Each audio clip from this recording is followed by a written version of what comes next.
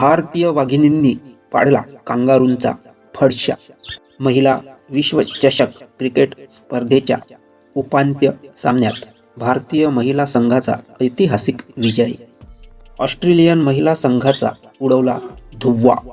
महिला विश्वचषक क्रिकेट स्पर्धा 2025च्या उपांत्य सामन्यात ऑस्ट्रेलियन संघाने 50 षटकात 338 धावांचा डोंगर उभारत भारतीय महिला क्रिकेट संघासमोर विजयासाठी 339 धावांचे लक्ष्य ठेवले.